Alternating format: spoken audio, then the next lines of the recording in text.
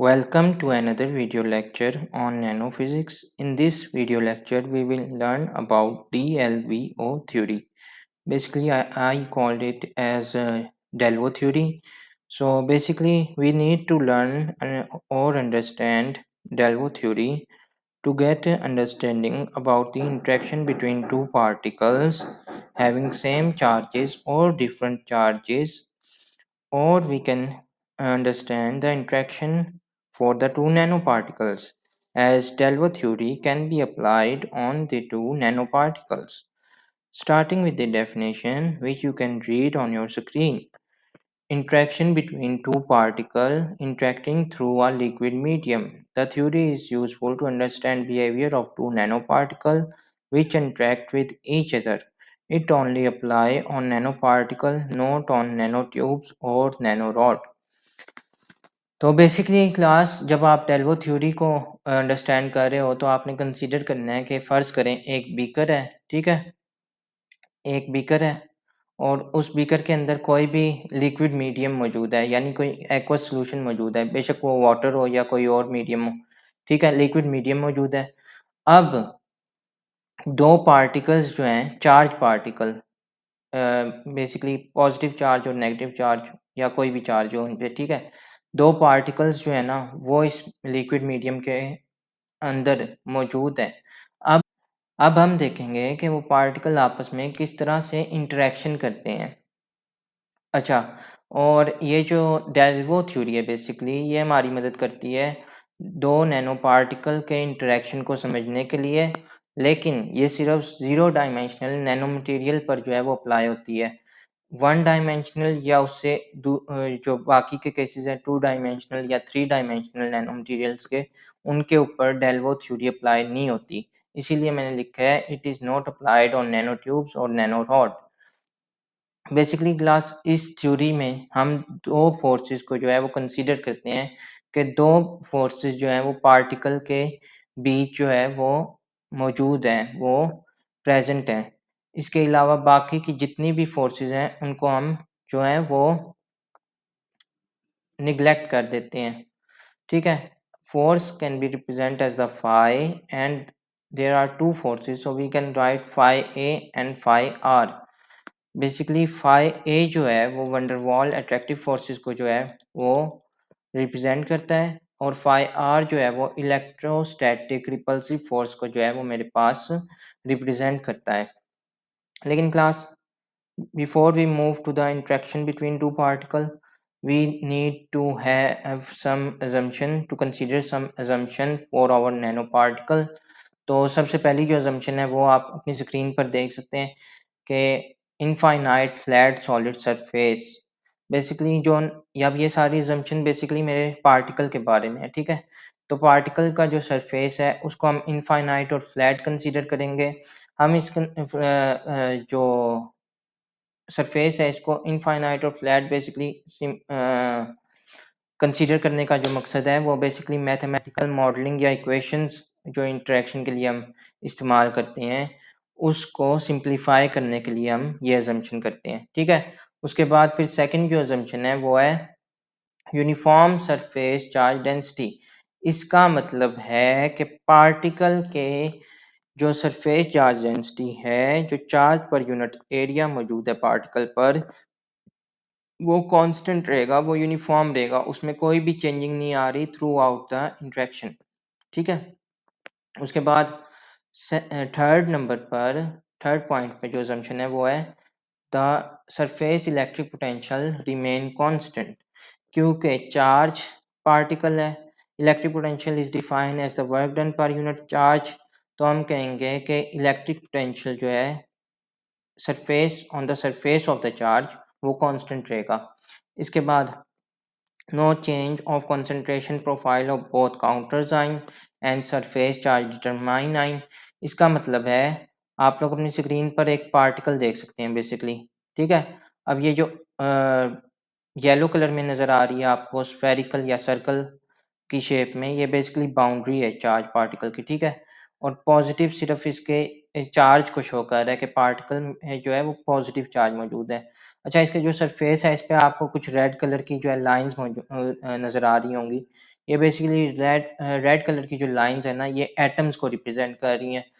तो मेरा जो पॉइंट नंबर 4 है, उसका मतलब है कि एटम्स ना तो कोई आयंस जो है वो बनाएगा, यानी कोई इलेक्ट्रॉन ना इन एटम से लॉस करेगा, ना कोई ये इलेक्ट्रॉन किसी को देगा और ना ही ये एटम्स कोई इलेक्ट्रॉन गेन करेंगे। तो बेसिकली काउंटर साइन और सरफेस चार्ज डिटरमाइनिंग आयंस जो है वो भी कांस्टेंट रहेंगे, उसमें कोई चेंज नहीं आएगा। And point number 5 is no chemical reaction between particle and solvent. मैंने पहले कहा था कि आप लोग कंसीडर करें, एक बीकर है, बीकर के अंदर 2 पार्टिकल मौजूद हैं और लिक्विड या एक्वस सॉल्यूशन मौजूद है। तो पार्टिकल्स के और एक्वस सॉल्यूशन के दरमियान कोई भी केमिकल रिएक्शन नहीं होगा। ये कुछ ज़रूरी असम्पशन है जो हम डीएलवीओ या डेल्वो थ्योरी के केसेस से पहले अज्यूम करते हैं कि हमारा सिस्टम इस तरह का होगा। ठीक है?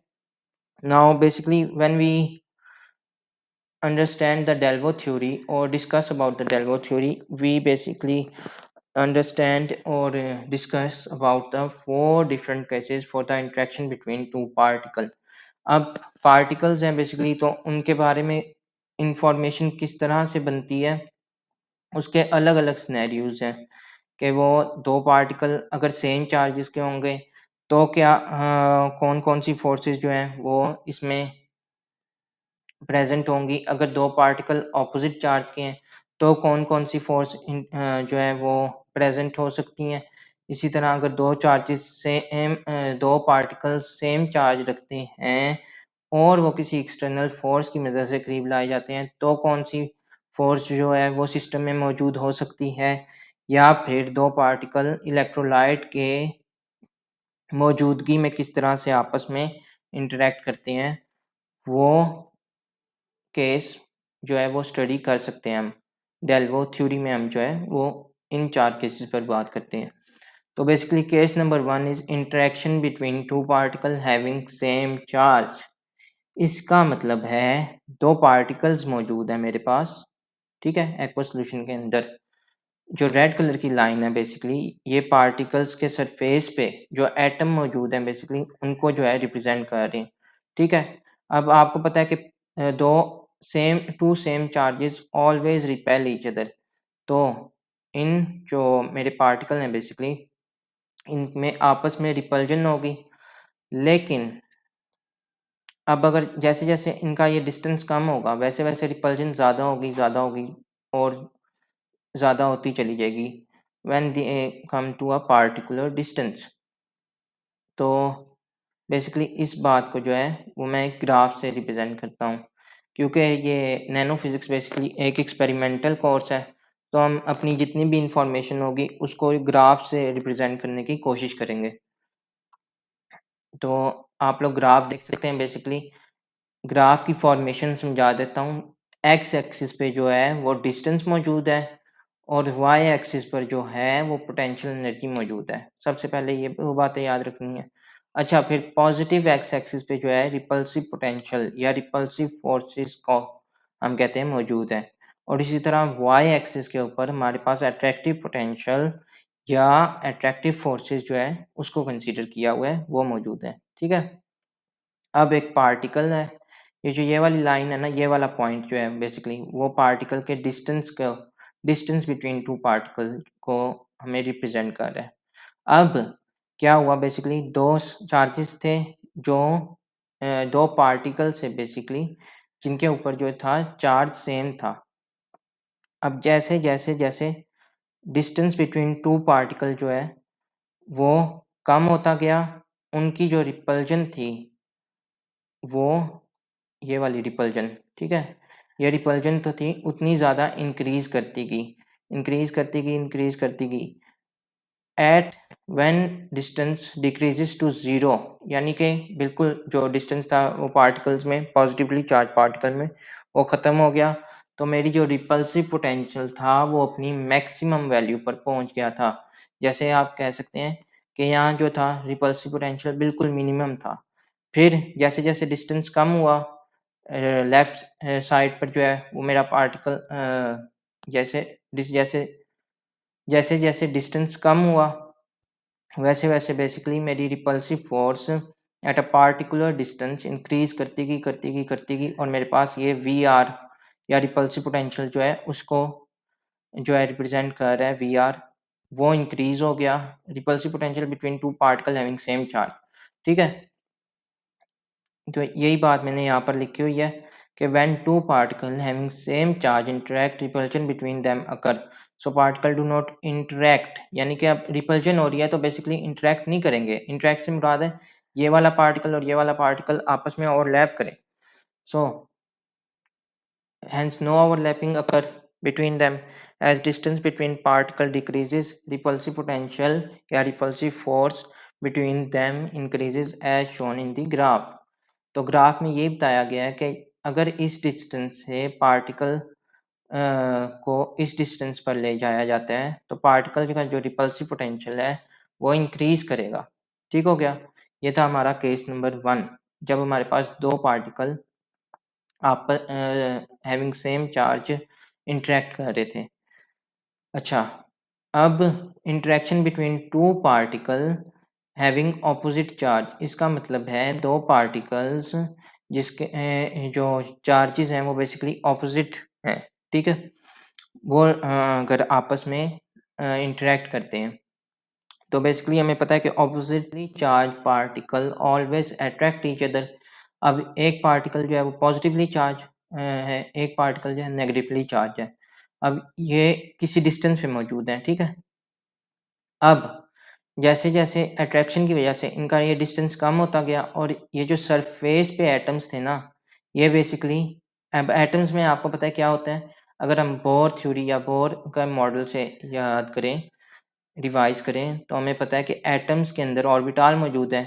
तो बेसिकली जब ये नेगेटिवली चार्ज पार्टिकल और पॉजिटिवली चार्ज पार्टिकल आपस में बिल्कुल डिस आपस में बिल्कुल भी किसी आपस में जो है इंटरैक्ट करेंगे विदाउट एनी डिस्टेंस, तो ये वाले एटम्स जो हैं वो बेसिकली आपस में इंटरैक्ट कर जाएँगे। इंटरैक्ट करने से मुराद है कि इन एटम्स के जो ऑर्बिटल मौजूद हैं वो आपस में ओवरलैप कर जाएँगे। तो बेसिकली मेरा पार्टिकल जो पार्टिकल हैं ऑपोजिटली चार्ज वो इस तरह की कुछ शेप ले लेंगे। ठीक है? अच्छा, अब इस चीज़ को ग्राफ में कैसे रिप्रेज़ेंट करते हैं? अब पार्टिकल है, यहाँ पर पार्टिकल किसी डिस्टेंस पे मौजूद है। जैसे-जैसे अट्रैक्टिव फ़ोर्स की मदद से, क्योंकि ये दोनों पार्टिकल आपस में अट्रैक्ट हो रहे हैं, तो जैसे-जैसे पार्टिकल आपस में अट्रैक्ट होते गए, इनकी जो अट्रैक्टिव पोटेंशियल था, वो उतना ही ज़्यादा इंक्रीज़ हो गया और अट्रैक्शन पार्टिकल के दरमियान बढ़ गई और अट्रैक्शन बढ़ गई तो बेसिकली जो ओवरलैपिंग थी एटम ओवरलैपिंग थी ऑर्बिटल में वो भी ज़्यादा होगी। ओवरलैपिंग से मुराद यहाँ पर जो एटम्स के ऑर्बिटल मौजूद हैं, वो ओवरलैप करेंगे, तो ओवरलैपिंग भी होगी, अट्रैक्शन भी बढ़ गई और इसके साथ अगर हम ग्राफ में देखें तो हमें नज़र आ रहा है कि जैसे-जैसे डिस्टेंस डिक्रीज़ कर रहा है पार्टिकल का वैसे-वैसे अट्रैक्टिव जो पोटेंशियल है वो इंक्रीज़ हो रहा है। इस तरफ डिस्टेंस इंक्रीज़ हो रहा है, इस तरफ डिस्टेंस इंक्रीज़ हो रहा है, इस तरफ डिस्टेंस डिक्रीज़ हो रहा है। ठीक है? अब केस नंबर 3 की बात कर लेते हैं। केस नंबर 3 है, एक मुख्तलिफ केस है बेसिकली पहले दोनों से। तो इसमें क्या हुआ, 2 पार्टिकल हैं, सेम चार्ज है। सेम चार्ज का एक केस हम देख चुके हैं, दूसरा केस देखें। अब ये दोनों पार्टिकल किसी एक्सटर्नल फ़ोर्स की वजह से आपस में जो है करीब लाए जा रहे हैं, इंटरैक्ट कर रहे हैं, ठीक है? आपको अपनी स्क्रीन पे 2 पार्टिकल नज़र आ रहे हैं, जो पॉज़िटिवली चार्ज्ड हैं और फ़ोर्सेस नज़र आ रही हैं। ये दोनों फ़ोर्सेस क्या कर रही हैं बेसिकली? इन पार्टिकल को आपस में करीब कर रही हैं, इनका डिस्टेंस को कम कर रही हैं। अब जैसे-जैसे ये पार्टिकल और का डिस्टेंस कम हुआ, इनकी जो रिपल्जन थी वो मैक्सिमम वैल्यू पे पहुँच गई एक ख़ास डिस्टेंस तक, ठीक है? लेकिन अब क्या हुआ कि जैसे इन फोर्सेस ने इस मैक्सिमम रिपल्जन के रीजन को क्रॉस किया, यानी यहाँ से भी फोर्स लगी इस पार्टिकल पे, यहाँ से भी फोर्स लगी इस पार्टिकल पे, तो ये दोनों पार्टिकल आपस में सेम चार्ज होने के बावजूद जो है वो ओवरलैप कर गए। ओवरलैप करने की क्या वजह थी? वही जो केस नंबर 2 में थी कि यहाँ पर एटम मौजूद हैं सरफेस पे जो एटम मौजूद हैं बेसिकली वो जो हैं उनके ऑर्बिटल वो आपस में ओवरलैप करते हैं और उस वजह से पार्टिकल जो है वो एक ओवरलैप हो जाते हैं एक दूसरे के साथ, ठीक है? जो कि ये ग्रीन कलर से मैंने रिप्रेज़ेंट किया हुआ है। ये बेसिकली वो रीजन है जहाँ पे ऑर्बिटल आपस में ओवरलैप हो रहे हैं। ठीक हो गया? इस चीज़ को हम ग्राफ में कैसे दिखा सकते हैं, वो देख लेते हैं। तो आपको पता है ये वाला जो डिस्टेंस है, ये बेसिकली रेफ़रेंस डिस्टेंस है। जैसे ही डिस्टेंस बिटवीन पार्टिकल जो है वो डिक्रीज़ हुआ with the help of external force, मेरा जो रिपल्सिव पोटेंशियल था, यानी इस पॉइंट के ऊपर जो है वो रीजन का केस आ गया। तो मेरा जो रिपल्सिव पोटेंशियल था वो अपनी मैक्सिमम वैल्यू पे था। लेकिन जैसे ही फ़ोर्स ने इन पार्टिकल्स को इस मैक्सिमम रिपल्शन से वाले रीजन से और ज़्यादा करीब लाए, तो ये दोनों पार्टिकल आपस में इनको ओवरलैप हो गए और ओवरलैप होने की वजह से क्या हुआ है बेसिकली कि रिपल्सिव पोटेंशियल एकदम से डिक्रीज़ हुआ है और एट्रैक्टिव पोटेंशियल उतना ही इंक्रीज़ हो गया है। इसी बात को मैंने यहाँ पर ऊपर पॉइंट्स की फॉर्म में लिखा है।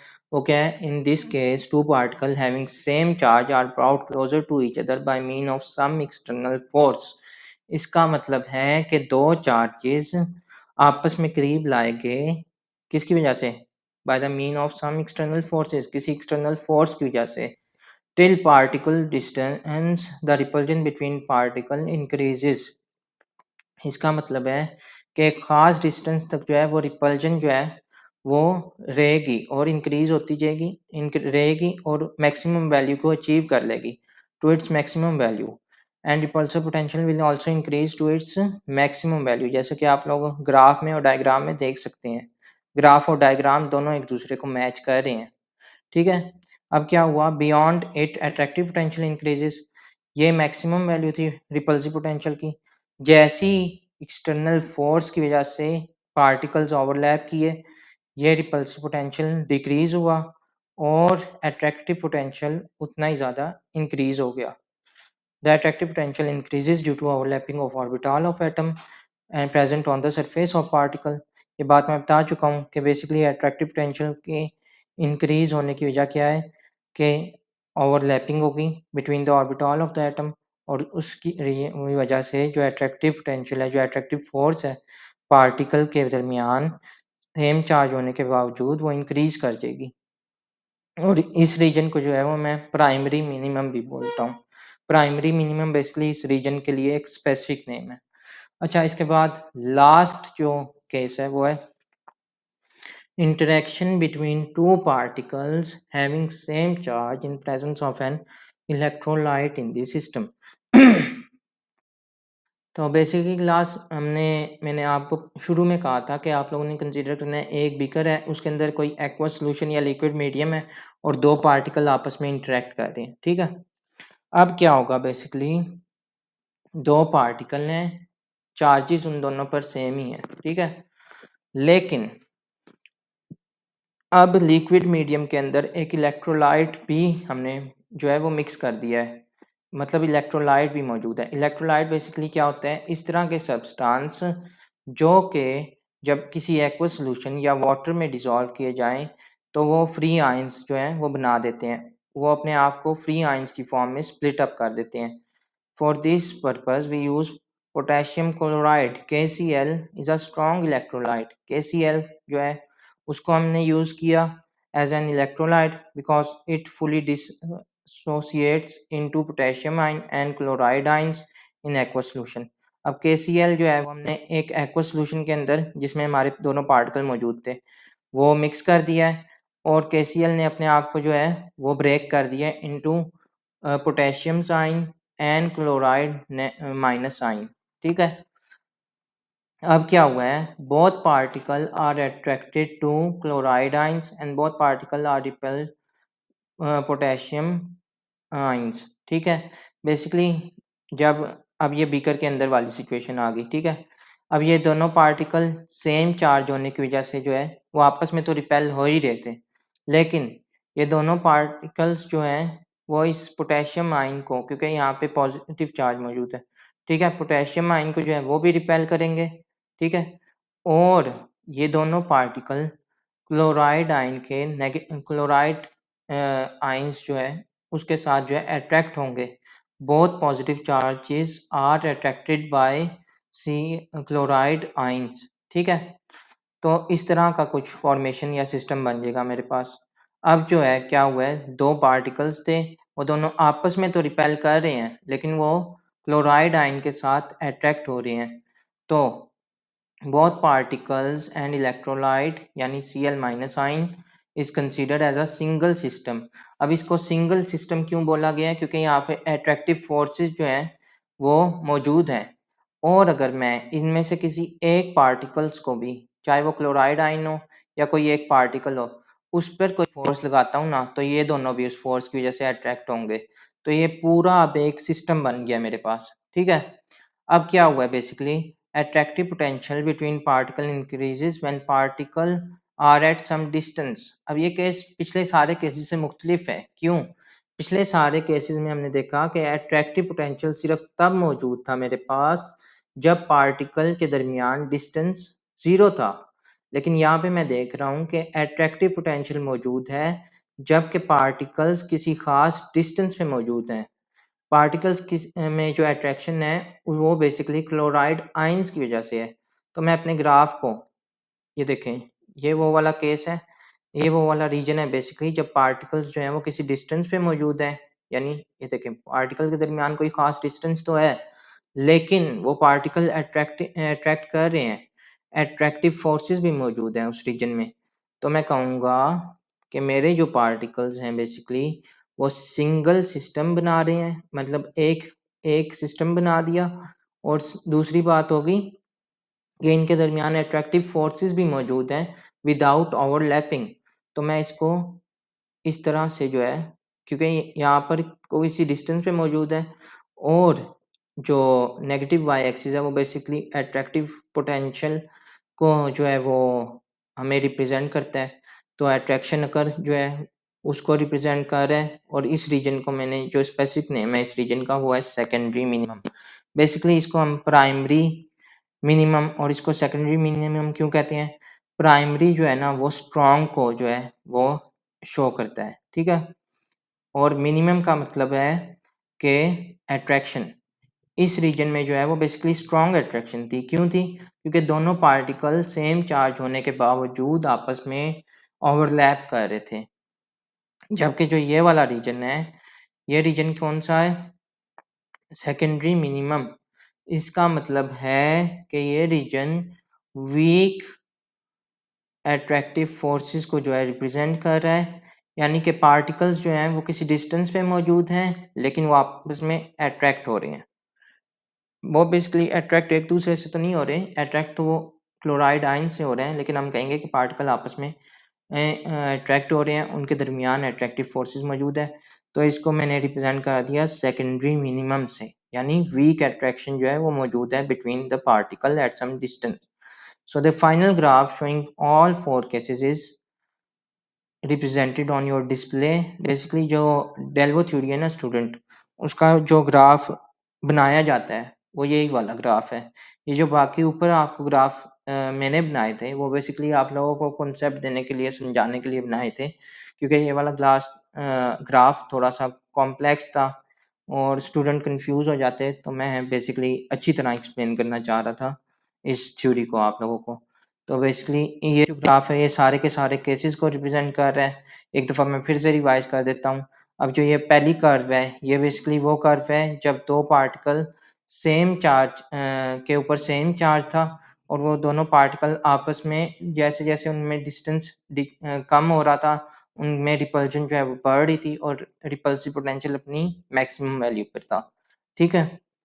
अब अगर केस नंबर 2 की बात कर लें, तो अब भी 2 पार्टिकल किसी ख़ास डिस्टेंस पे मौजूद थे। जैसे-जैसे ये डिस्टेंस डिक्रीज़ हो रहा था और इसका जो अट्रैक्टिव पोटेंशियल है, वो उतना ही ज़्यादा इंक्रीज़ हो रहा था। ठीक हो गया? अब जो तीसरा केस था, वो था कि 2 पार्टिकल जो हैं, वो किसी ख़ास डिस्टेंस पे मौजूद हैं, लेकिन कोई एक्सटर्नल फ़ोर्स उन पार्टिकल के डिस्टेंस और रिपेल कर रहे हैं एक-दूसरे को। लेकिन कोई ख़ास एक्सटर्नल फ़ोर्स ने जो है वो पार्टिकल को डिस्टेंस को सेम चार्ज होने के बावजूद जो है वो डिक्रीज़ किया और एक ख़ास रीजन के ऊपर जो है वो पार्टिकल ने अपनी मैक्सिमम पोटेंशियल या मैक्सिमम रिपल्जन जो है एक दूसरे को जो है मैक्सिमम रिपल्जन जो है वो क्रिएट होगी। बेसिकली हम एक दूसरे को रिपेल किया। उसके बाद ये पोटेंशियल जो है ये मैक्सिमम पोटेंशियल के बाद जब पार्टिकल्स में यहाँ पर भी इस डिस्टेंस के ऊपर पार्टिकल फोर्स ने और ज़्यादा एक दूसरे के करीब कर दिया, एक दूसरे के से साथ इंटरेक्ट कर दिया, तो उनका जो रिपल्जन थी वो डिस्टेंस और टाइम के साथ-साथ ख़त्म होती गई और अट्रैक्टिव पोटेंशियल यानी अट्रैक्टिव फोर्सेस जो है वो पार्टिकल के अंदर प्रोड्यूस्ड हो गया। और जो लास्ट केस था वो ये था कि जो पार्टिकल हैं वो बेसिकली किसी ख़ास डिस्टेंस में मौजूद हैं, लेकिन पार्टिकल आपस में अट्रैक्ट हो रहे हैं और attraction between the particle is week and attraction is due to presence of an electrolyte in the solution. So today lecture end here. Thank you for watching. If you have any question related to this video lecture, you can ask in the comment section or DM me on the Instagram profile given on the links. So